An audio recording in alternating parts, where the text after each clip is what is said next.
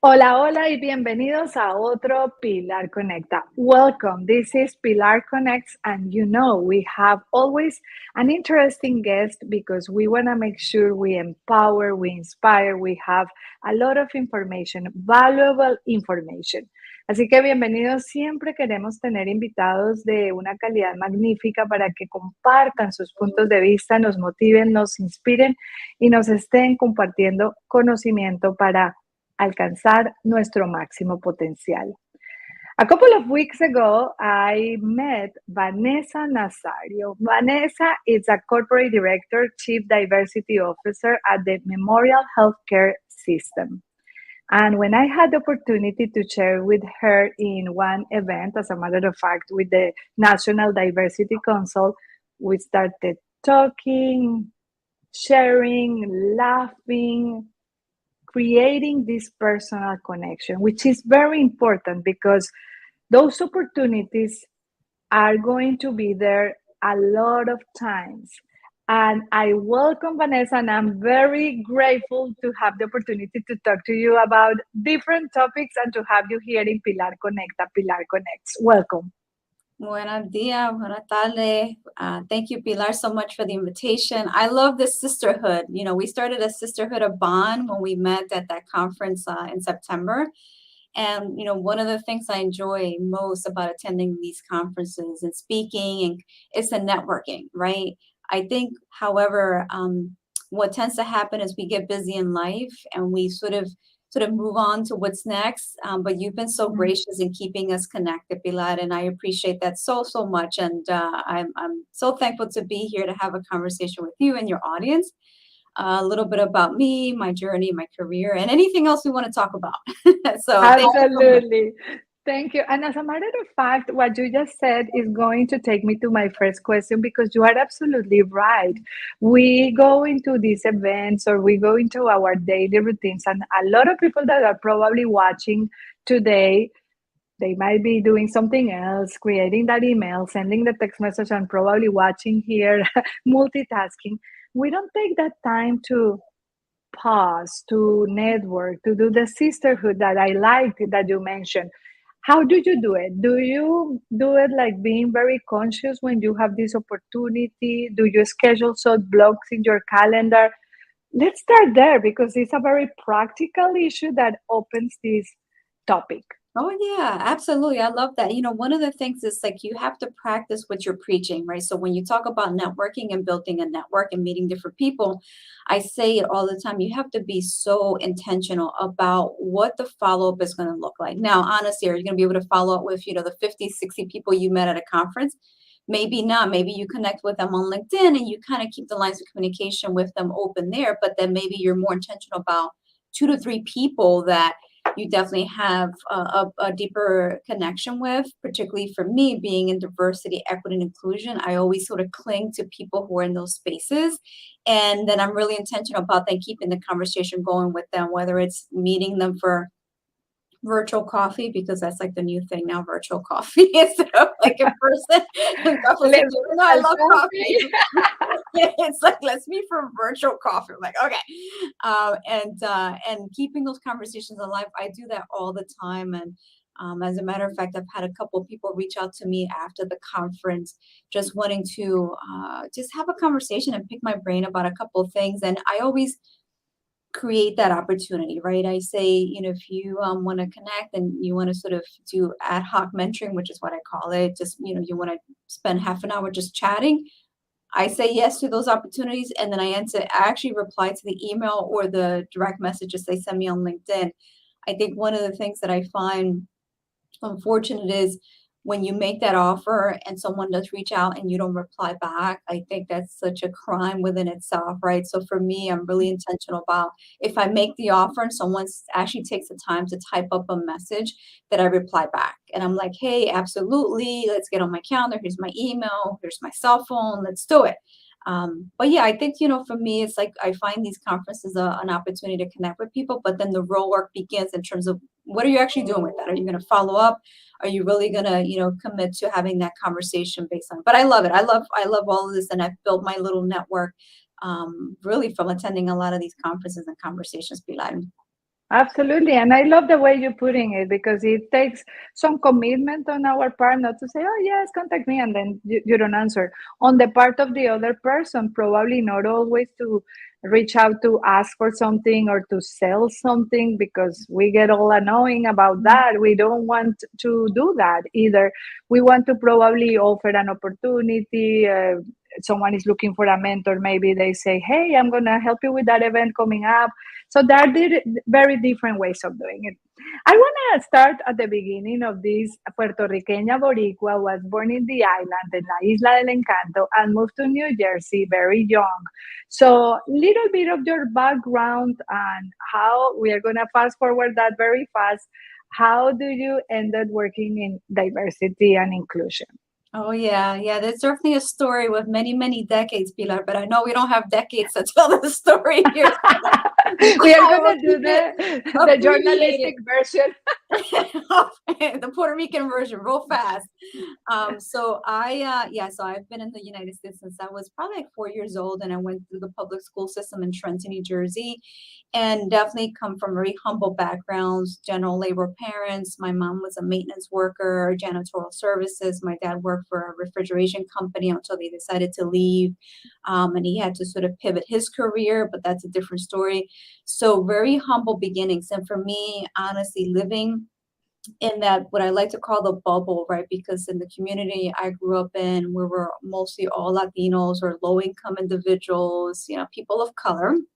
So we got one another. We understood, what this world was like. And I think from those experiences, as I started going into my professional career, I found great joy in being a voice for people that walked the path that I had walked, right? Not an easy path necessarily, not one that was sort of given, not at all. I've had to work for every little thing that I've been able to accomplish.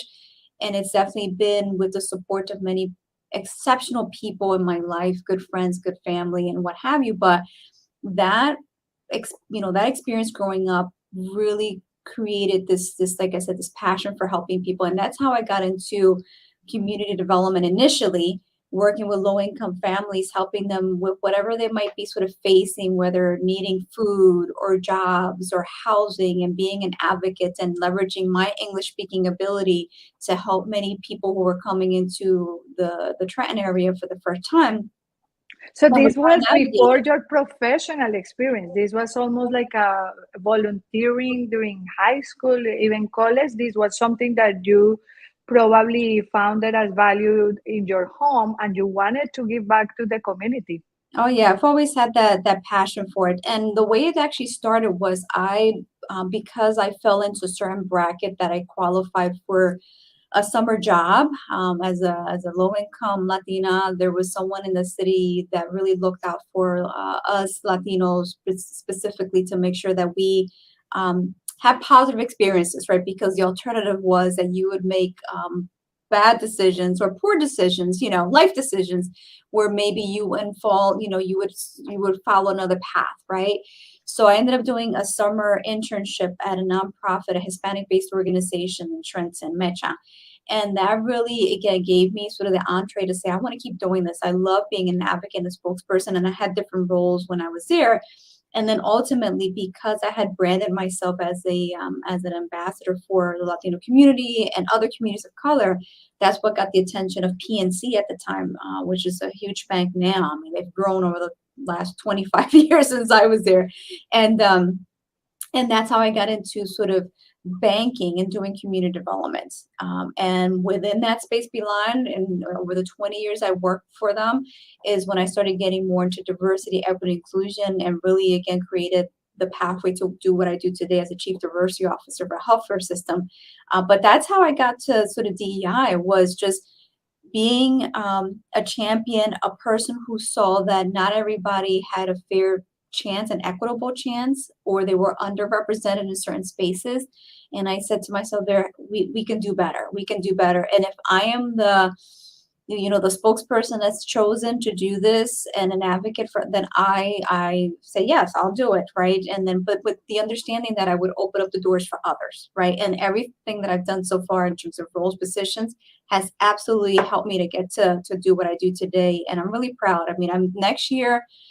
As I was doing the math, because you write your bios and you're going through your decades, and next year celebrates almost like 30 years in the sort of professional world.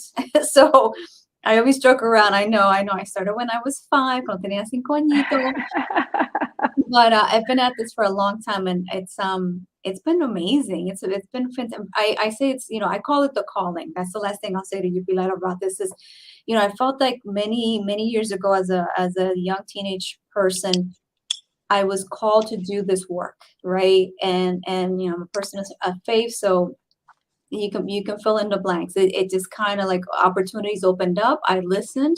I prepared myself by going to school and all this sort of stuff, but that's how I got to do DEI, by, you know, uh, feeding that passion for helping people who have been historically excluded, underrepresented in certain spaces. Hmm. And you mentioned so many important things. Almost every phrase, I had another question for you. So I'm gonna try to keep I it can be a little simple. long-winded, Pilar, so you need to cut me off. I love talking about this Uh, kind of stuff. this is the time for you. I want for people to get to know you, and no wonder I really connected with you when I heard you in that panel, when we had the opportunity to enjoy dinner together. You have so much to offer and such a passion to tell the story, which is really contagious. So, one of the things I would like to follow up with a question from what you just mentioned is, you mentioned passion, you mentioned help, you mentioned that you listen to people. What would be one piece of advice now these days that we see many people just being in their own world, probably self centered, not being very open to what is happening to others? What would be that piece of, maybe busy with a lot of social media or believing everything that is in social media and creating this world of comparison? And I always say, if you compare yourself, you are being very weak. Like, Mhm, yeah. cuando te comparas, te debilitas. Not that you are weak by Yeah. doing it, but you become weaker. What would be a piece of advice to keep that passion, curiosity, um, idea of helping open and alive? I love that. I think there's a couple of things one can do. I would say, sometimes you have to sort of pause and take the opportunity to listen to other people in terms of what's going on in their world, right? Whether it's, in diversity or whatever the topic may be. I think you have to allow other voices and thoughts to sort of be seen and heard.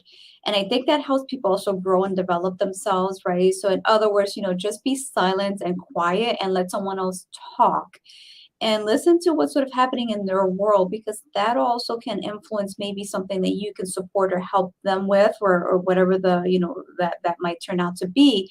I think that's one way to do that. And you'll hear me often say, pass the microphone. Like if you're in a position of influence, or you have an opportunity to put together a work team or work project, make sure you're thinking about people who maybe have not been given a chance to be part of that table, that conversation, that project, whatever it is. And there's a lot of people who you might think, well, they don't have an interest because they really haven't said anything. Well, maybe have you asked them, right? Like, like think about it a little different. Have you given them the opportunity? Maybe they're a true introvert. Maybe they come from a culture where they believe, well, if I do everything good, somebody's going to tap me on the shoulder. And as we know, Pilar, that's not really the case in many places. Now you have to be almost like your own spokesperson, your brand ambassador, right? When you're sort of vying for different roles and different opportunities. And I was a victim of that myself, right? A Latina, from a culture perspective. Si trabajo mucho y hago lo que tengo que hacer, esto solo se va a resolver todo. Me van a dar la promoción, ta, ta, ta. But we know that's Me not van the a way. ver y voy a hacerme visible porque estoy haciendo lo correcto. And maybe they don't see it if you don't ask for it. No, you And what have. happened when you had that attitude?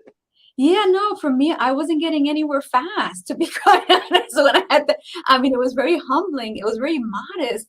But when people sort of, you checked in with people and you said, hey, I'm not understanding, why am I not getting these opportunities? Why am I not being tapped in the shoulder? They were like, oh, well, and you really don't say anything about what you want. And Pilar, Wow. my number one thing that I always say is no one is a mind reader.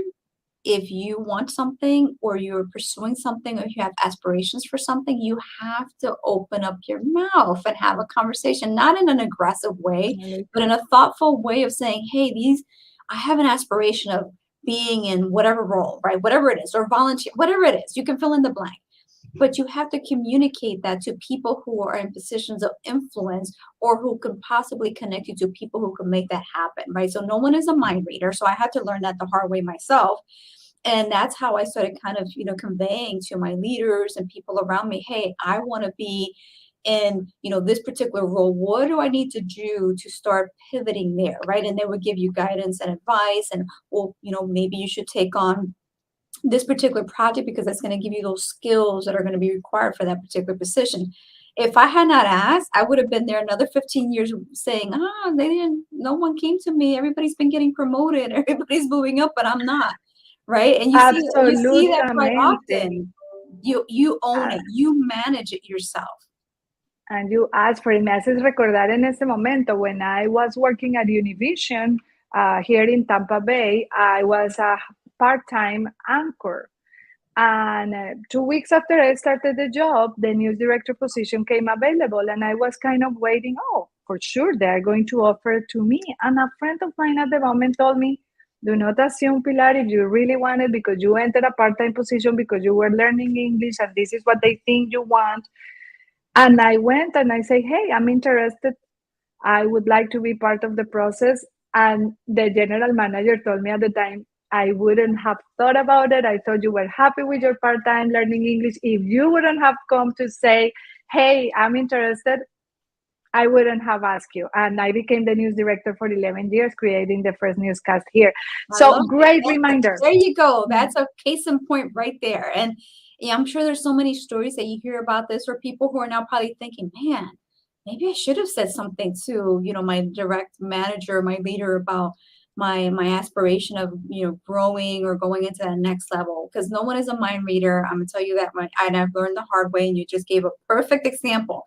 So imagine if you had not had a conversation.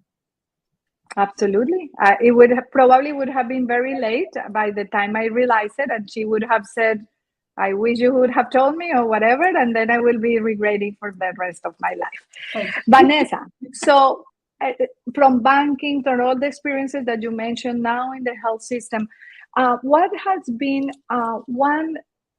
I'm sure you have many stories and examples, but one defining moment for you, one specific moment, whether it's in this same topic that we are talking about or in a totally different one, that made you reflect and act doing something that really changed the course of your career or your life? I love it. That's such a profound question, Pilar. Thank you for asking it.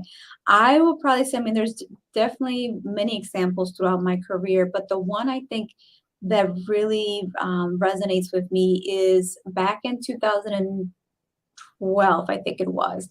I had finished a program that I was nominated for by PNC at the time through a national Hispanic based organization where they brought Latinos from different companies to come for this leadership powwow, and you got an award and everything like that. I remember walking into that space with people from Coca-Cola and different companies, Latinos, at different levels within the organization. And I was just so impacted by that experience where I said, wow, look at the power in this room.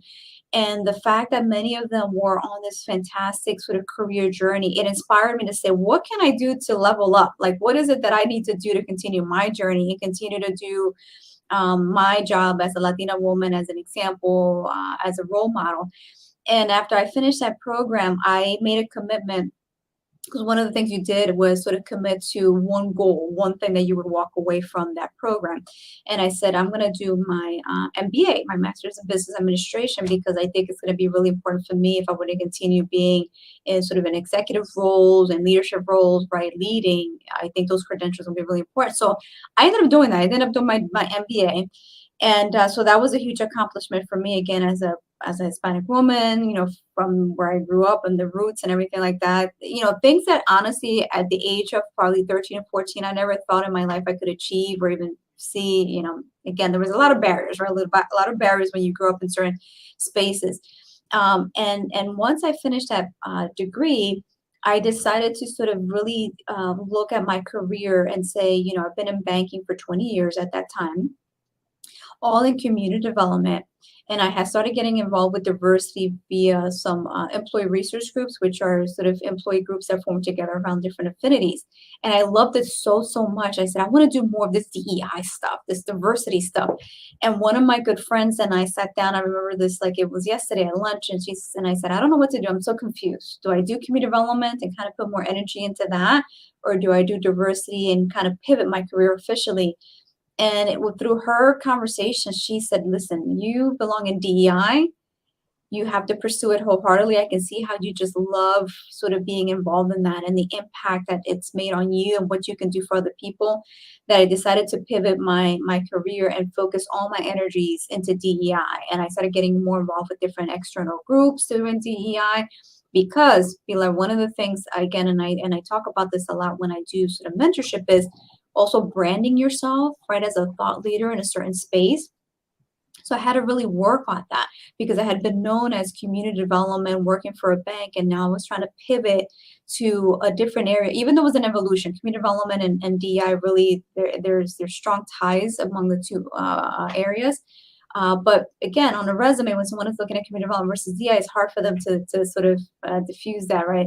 So I really had to brand myself, and that's what I did. So that was probably one of the most, I think, impactful times in my life, coming off of that ASED program and doing my MBA, and then deciding to do DEI, and then ultimately leaving the bank to switch to healthcare because an opportunity presented itself to do a director's role.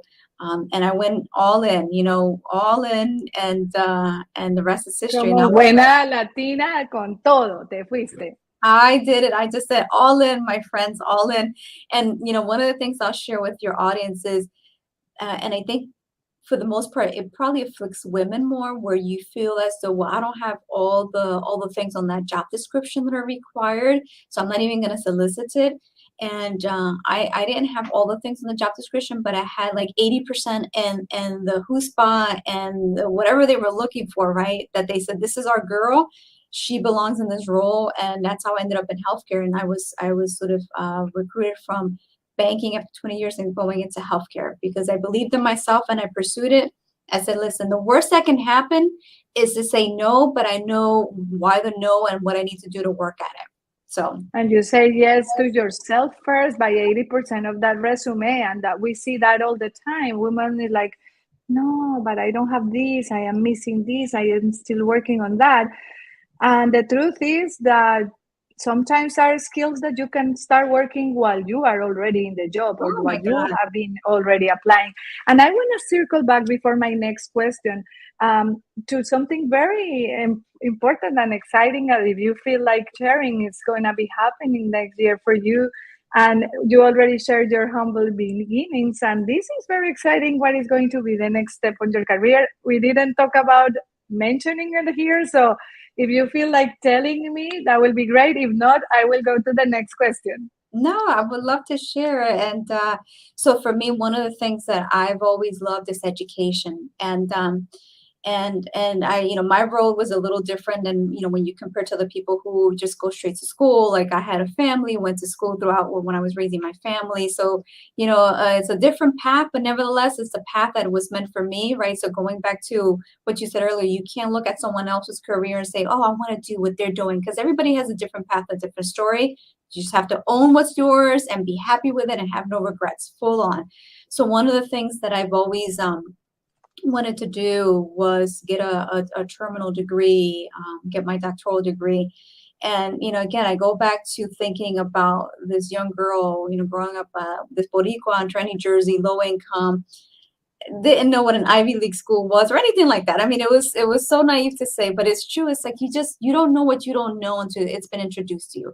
And after I did my MBA, one of my friends and I, we talked about it, and we said, well, we should go pursue a doctoral in business administration and get a terminal degree. And at the time, to be quite honest, I kind of had self-doubts. I'm like, come on, man, there's no way I'm going to be able to do that. Please.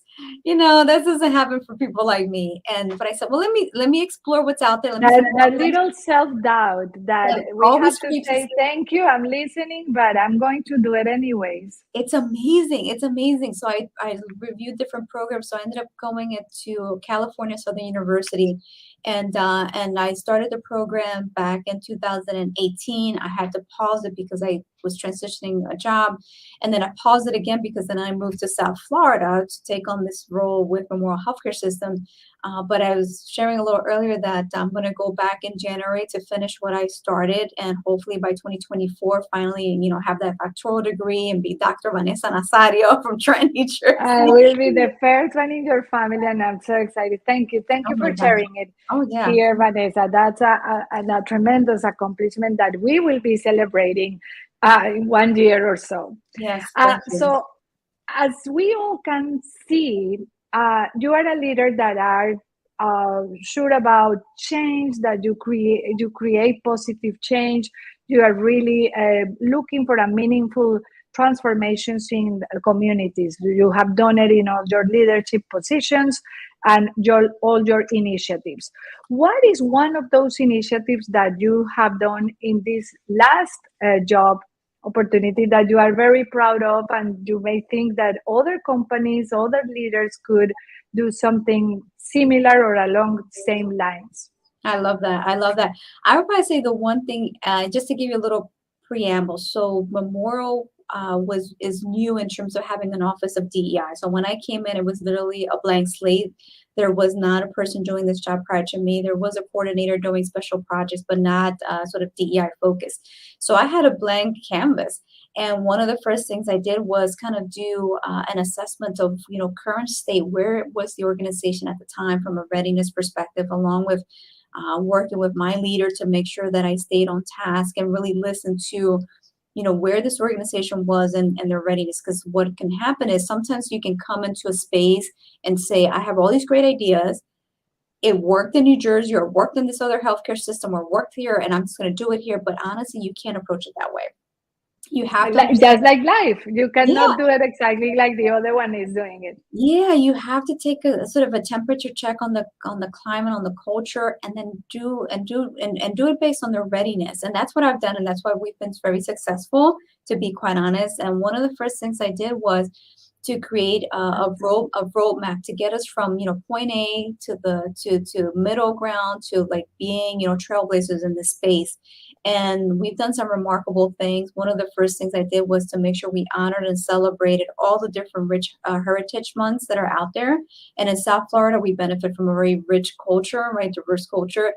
And doing that, just that initial step of celebrating, let's say Hispanic Heritage Month or Black History Month, and then sending out communication and having webinars and conversations around that has been so powerful, because people feel as though we're hearing them, and we're really sort of bringing a broadcast to who they are as a certain community. So that's been really impactful.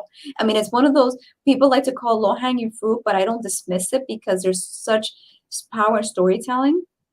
And the fact that people now get to hear about, like, we just started Native American History Month.